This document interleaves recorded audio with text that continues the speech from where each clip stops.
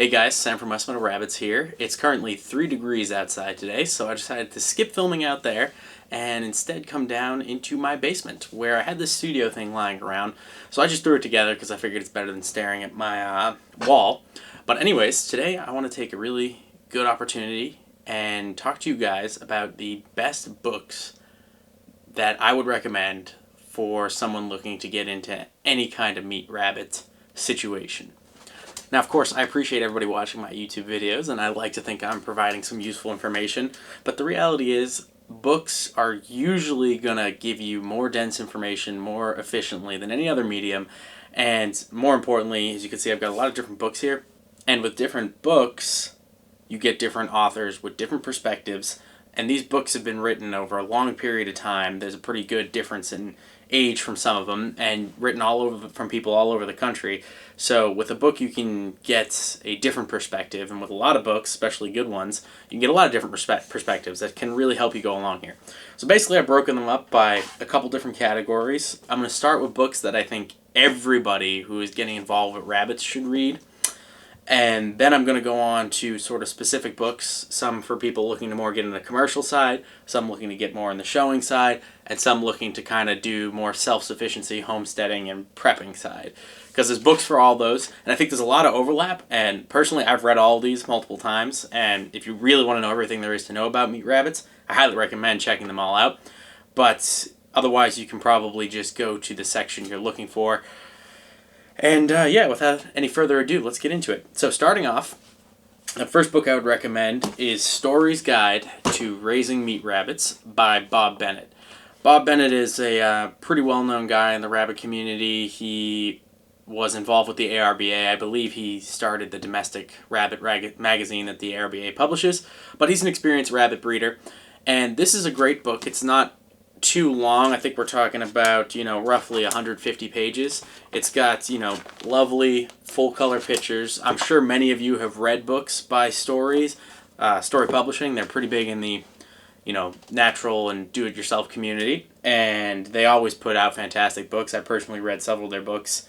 Storey's Guide to Raising Chickens is another classic. So at Rabbits, this is a really fantastic book to sort of get the quick and dirty details from an experienced rabbit breeder, and it's more than enough to get anybody started. So first book you should read should definitely be that book. Now, if you want to go a little bit more in depth throughout the whole process and, kind of up your game, I would recommend reading Rabbit Production. There's several authors down here. We got McNitt, Patton, Lukefahr, and Cheeke, whatever. It's an academic book. You can see it's a textbook style book. It's very beefy. It's got black and white pictures, but we've got a ton of information in here. I mean, we really get down into the nitty gritty.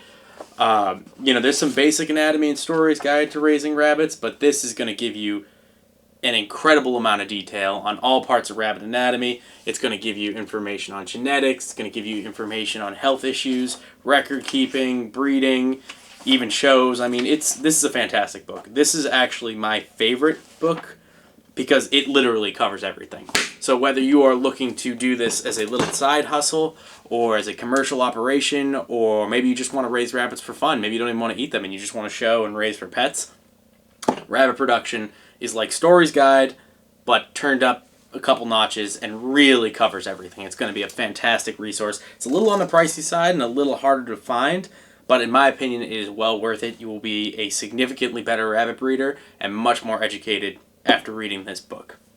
So those two right there are sort of mandatory introductory books that I'd highly recommend. You don't have to read them in both at once. You can start with Storey's Guide to Raising Meat Rabbits and sort of work your way through that, get a few rabbits, see how it goes. And when you're ready to take your game to the next level, or you encounter an unusual situation, maybe a medical issue, or you want to know more about anatomy or how to palpate a little better, this book's going to have all those kind of useful details in it. Now, another fantastic resource is really a two-parter here. I highly recommend anybody getting involved with rabbits, even if you're just doing this for prepping and you only have a couple rabbits, do the rabbit breeding community a favor and do yourself a favor and get involved with the ARBA. The ARBA stands for the American Rabbit Breeders Association. Their memberships for the ARBA are incredibly cheap, and you get so much bang for your buck. You get an access to all their resources. You get access to Domestic Rabbit magazine, which has a ton of useful tricks. They've got recipes that they publish every month, even if you're not interested in showing at all, which is primarily what a lot of people who are involved with the ARBA are looking for. It's got a ton of great resources. In addition, they have breeder directories for every state. You can put your Rabbitry on there after a little while. You know, there's all kinds of useful benefits you get. But for me, the biggest thing that the ARBA does is they're the ones who advocate for anybody who wants to do meat rabbits or use rabbits for meat or show or any other purpose. They advocate for us. Obviously, the rabbit industry is not big in the U.S. It's really only big in a couple parts of the world, and it is not powerful like the other animal agricultural industries. And because rabbits are so cute, the rabbit industry, unfortunately, is sort of subject to, I would say, unfair attack. And the ARBA is sort of the people who are protecting us at the federal and local level from any kind of attacks in the political nature, advocating for us when policy comes out. So by being a member, you not only get a ton of great resources, you also help the community as a whole kind of protect itself. But rolling into that, the American Rabbit Breeders Association has the official guidebook, Raising Better Rabbits and Cavies. This is another fantastic book. Personally, I like this book almost a little better than Storey's Guide, which, again, I'm not bashing Storey's Guide. It's a fantastic resource. It's very simple. It's great to get started, pick it up, ready to go. This book is somewhere between rabbit production and Storey's Guide. This is going to get you really good detail, not going quite as into detail as rabbit production, not so much focused on the commercial aspect as rabbit production is at some parts, but it is also a fantastic resource if you're looking to get into showing at all in the future. And if you're looking to breed a purebred animal, I would really recommend you read the ARBA guidebook, because it's really focused on making sure we're not only breeding good rabbits for production, but also good rabbits as far as maintaining the breed standards. And if that's something you're interested in, you really need to check out that book. I'm going to do a separate video, which I'll link to up here when it's out, about what kind of rabbitry you need to decide that you want to have. But for now, if you're even thinking about showing in the future, or you're even thinking about selling show stock, or you're thinking about selling pedigree purebred, I'd really recommend you read that book. The second book that is really useful in that regard is the ARBA Standard of Perfection. It comes out every 5 years. It's just a leaflet book of each and every rabbit breed recognized by the American Rabbit Breeders Association. There's our New Zealand. Very nice. And it's got basically what the standard of perfection is it tells you what that rabbit is supposed to look like, what the meat distribution is supposed to be, how the eyes, the toenails, everything is supposed to look. And in the beginning, it also has some nice information about, shows, rabbit meat production, and, how it's a really good resource for people looking to kind of understand the lingo of the rabbit industry. That's also a great resource there. But again, if you're doing purebred breeding, and you're going to be selling breeding stock of purebred animals, and you're advertising them as purebred animals, it's really important that you be responsible and familiarize yourself with the standards. Rabbit breeders, for the most part, are a great bunch. I don't think there's a lot of dishonest people in it, and there's certainly not a lot of people who are intentionally dishonest.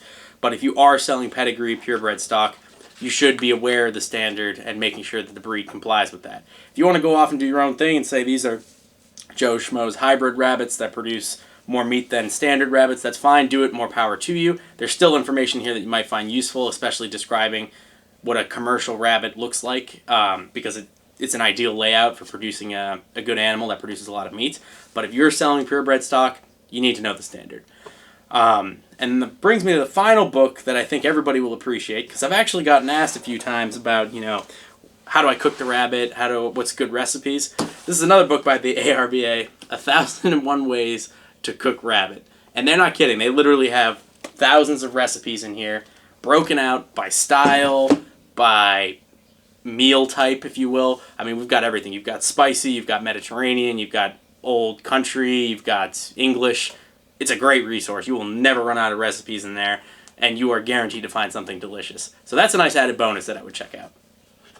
So far we got our basic books that I would recommend, some nice resources from the ARBA that is definitely worth checking out. Now, another video that has been really popular of mine is where I discuss feeding rabbits naturally. I've talked about in that video this book right here, Beyond the Pellet, by Craven Jr. and Rick Warden. These guys have a Rabbitry. The name is escaping me right now. I've seen the websites. I'll link to it if I remember. But it's a short little book. You know, we're talking like 75 pages here. And they really just cover basically how to formulate a rabbit diet completely naturally. If you wanted to completely forego pellets, as the name suggests, you could do that. And this book is a really, really good guide on how to do that. One of the things that's dangerous when you go to do rabbits naturally is you can still do it. A rabbit can live off very, very little. It can live off a horribly imbalanced diet. It can live off of scraps. But that rabbit is not going to be as healthy as it could be. It's not going to be as happy as it could be. It's not going to have as many babies. Those babies are going to take 8 times as long to grow. And that's the advantage of the meat rabbit pellet, is that it allows us to really work does to their maximum potential. You cannot have a doe having 6 litters a year if you're not feeding her a perfect diet with all nutrition balanced, because it's just going to wear her out and she'll just die. She won't even conceive that many. However, this is one of the few resources I've seen that gives you really good instructions on how to build a balanced diet if you wanted to forego the pellet.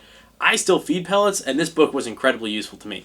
It's great because it gives you food that is, punches above its weight as far as nutritional content, so you can supplement. You can seriously reduce the amount of pellets you use. During the summer, for me, pellets is almost more of a vitamin. I feed a very small amount, and that small amount just gives me a little bit of buffer in case I'm forgetting a specific ingredient or it's not available. So their bases are covered, but the majority of their calories are coming from fresh food. This book's got a ton of great resources. This is where I found out about comfrey. This is where I found where to get those willow cuttings from. I highly recommend it. It's definitely good to have if you're looking to do any kind of prepping, or you're looking to do more natural raising of rabbits, or giving them some variety, or even just saving yourself some money on pellets, not pepits. So, speaking of prepping, I'm gonna roll right into an okay book. It's not bad. It's a little bit obvious for somebody who's got a lot of experience, but if you are totally new to livestock in a prepping circumstance, the Prepper's Livestock Handbook I thought was pretty useful. It had some nice stuff in there. A lot of it I knew. I mean, it's pretty boilerplate stuff. It's nothing wild, and it covers a lot more livestock than just rabbits. You may want to buy it. You may not want to buy it. I had it lying around. I read it. I figured I'd mention it. It's not bad, especially if you're new to any kind of livestock and animals. There might be some stuff in there that you hadn't thought of. Anybody who's experienced with animals, it's going to cover most of what you know. Basic stuff. Keep supplies on hand. Make sure you got medical stuff, good records, that kind of thing. But it was interesting, so I just threw it on the pile. And just to finish off here, another book I'm going to include is Raising Rabbits for Meat by Eric Rapp and his wife. This is a good book. It's, somewhat similar to Storey's Guide, roughly the same deal, covers the same content, doesn't go anywhere near as in detail as Rabbit Production. It's basically an alternative to the Storey's Guide. It's a similar book, going to get you started. The reason I like it is because it's a little bit different of a perspective. These guys, I believe they actually have a commercial rabbitry, and they use heritage breed rabbits in their commercial rabbitry, which is something I think is interesting, and I think a lot of people will be interested in. I probably will cover heritage breeds in another video. Unless you've got some experience with rabbits, I don't necessarily recommend getting into them right away. And if you are doing heritage breeds, you definitely need to be maintaining the standard, because they're somewhat endangered and kind of rare, so you've got to make sure you're putting out good genetics. But it's definitely an interesting read to get a slightly different perspective than Storey's Guide. It's pretty quick, a lot of the same information, but a couple interesting and unique tips and tricks that I would recommend checking out. So, absolutely last here is, what if you were trying to go fully commercial, sell a serious volume of rabbits? I did a video on making money with meat rabbits, just talking about the meat. I'm going to make more in the future, and I'm probably going to redo that one because I wasn't really happy with it. But if you're going commercial, rabbit production is definitely mandatory. It's super nice to have if you're not going commercial, but if you are, this is mandatory reading. You're going to need to know the stuff that's in here, which I already talked about, so definitely check that out if you're thinking of going commercial. And another interesting one, and this is just great because it's a time machine, is How to Start a Commercial Rabbitry. I forget the guy's name who is the author here, Paul Mannell. This is an old book. This book was written originally in 1973, which if you don't know, that was sort of at the height of one of the big waves of rabbit popularity in the U.S. Rabbit popularity is crested and waned during different times. Usually rabbits become more popular in hard, chaotic, unstable times, like we're in right now. And commercial rabbitries were a really big thing back then. There are definitely still some. A lot of the stuff in here is a little dated. The numbers are definitely not usable because they are way inaccurate. But it really is a good resource because a lot of the innovations we take for granted were just coming out at this time, so they're still relevant. For example, he talks about the Fine X feeders that I use, and they were new back then. And it's also really interesting to get a commercial operations perspective because it's very different than a hobbyist or a homesteader or a fancier. It's a whole different world. And even if you're not interested in raising commercial rabbits, you might find it useful to kind of see how the commercial world views it. It's a different experience. Some of it can be a little jarring, some of it can be a little challenging. I especially think that the commercial guys and the natural feeding guys might clash a little bit, but in my opinion, I like to take the best of both worlds and pull it all together. So I definitely think it's a read, especially if you're trying to do this as a legitimate business. That's something worth checking out. So that's pretty much it for my rabbit-specific book collection. I have a lot of books. I read a lot of books. And with rabbits, knowledge is power, as in anything else. And these books are going to give you a rock-solid foundation. If you read a third of them, you'll be more informed than a lot of people. If you read all of them, you're going to be right up there. Of course, there's never any substitute for actual experience, which is why I'm making this YouTube channel. And believe me, I'm not the most experienced guy out there. There are hundreds, if not thousands, of breeders who are way more experienced than me, especially the old-timers. But, they're not making YouTube videos, so I do my best to kind of bridge that gap. And for those of us who don't have access to experienced rabbit breeders, they've written these books. These books have all been written by experienced people, and the knowledge in them is definitely good and is a great substitute if you can't meet with somebody in person to learn from. So without further ado, I'm going to leave it here. I'll record another video today while I'm down here, but otherwise, yeah, be sure to check out some of these books. I will leave a list of the names and authors. I'm not going to link to anything. It's not like I'm sponsored, but names and authors will be in the description below. And yeah, if you enjoyed this video, guys, please like, share, and subscribe. I'll see you in the next one. Thanks.